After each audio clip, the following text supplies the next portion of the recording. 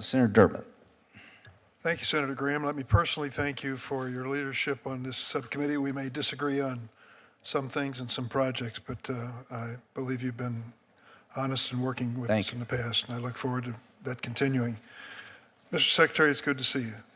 99-0. That's a pretty good score coming out of the Senate. I'd like to ask you about Gaza, if I can. They anticipate a famine is underway in Gaza. In the next few days, they anticipate 14,000 infants and children will die. Israel has decided to change its policy to release baby food into Gaza. I just have to ask you, as you must see the same pictures I do, you can't escape them, of these kids with pencil-thin arms, with ribs you can count, spindly legs, wide eyes, who are just on the cusp of death because of the policy of Israel in dealing with Hamas. Now, let me make it clear for the record. I support Israel. I believe what happened October 7th was an act of terrorism, unforgivable act of terrorism. They have a right to defend themselves, period. Number two, I believe Hamas is a terrorist organization. I do not believe that every Palestinian in Gaza territory is a member of Hamas or sympathetic with that band of terrorists, but many of them are. So today, 3 countries, France, United Kingdom, and Canada, made a statement which I'd like to summarize. You probably know this already. They said the resumption of aid into Gaza by Israel wholly inadequate. The United Kingdom paused free trade talks with Israel and sanctioned Israeli settlers. And then this statement, joint message by these 3 countries, allies of the United States. If Israel does not cease the renewed military offensive and lift its restrictions on humanitarian aid, we will take further concrete action in response. Mr. Secretary, are we on the wrong side of history in watching this unfold and not responding as these 3 countries have? Well, we're not prepared to respond the way these 3 countries have, but we are prepared to say, as we have, and I think the Israelis in their statements today acknowledged, have engaged with our Israeli partners over the weekend and the last few days about the need to resume humanitarian aid.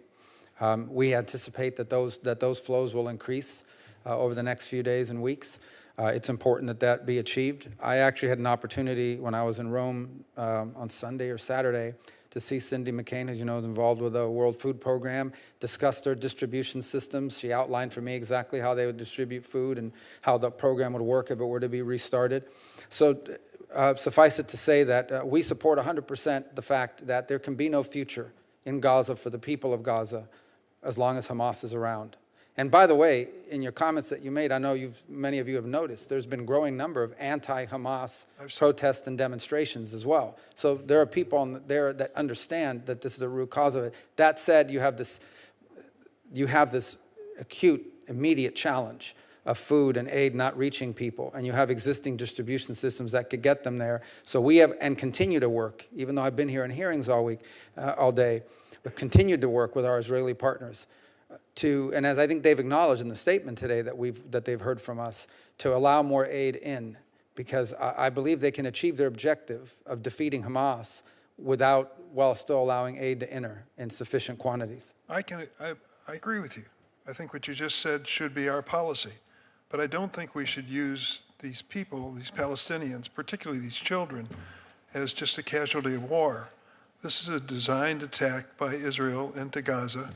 This is a designed decision by Israel not to provide humanitarian aid, food, medicine, water. And we provide quite a bit of money to Israel for its own defense and for other purposes. Shouldn't we be more forthcoming to speak about this humanitarian crisis?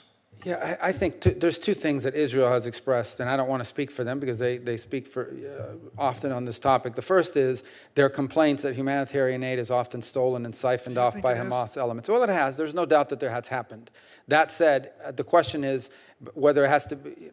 The question is there a way to reliably reach as many people as possible and prevent the humanitarian crisis you're describing, while not enriching Hamas or providing Hamas relief. And we believe there is a way to do it. And we want to be supportive of that way to do it. And we've encouraged them to do it in that way, and we think we've made progress. Did you ask Cindy McCain whether Hamas was diverting food supplies from the people in Gaza? We didn't discuss that. We talked mostly about, I wanted to get a description of what the distribution points look like. How can you get assistance to the most number of people as quickly as possible in an orderly way based on where they live and where they are in different parts of Gaza? Is this an emergency humanitarian situation in your view?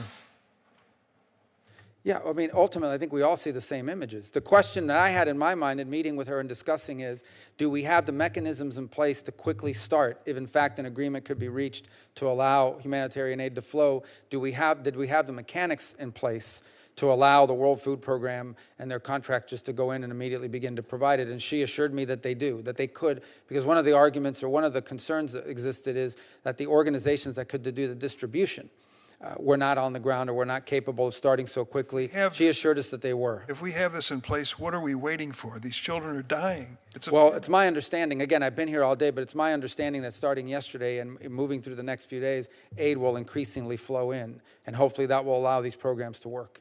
I certainly hope so too. Thank you, Mr. Secretary.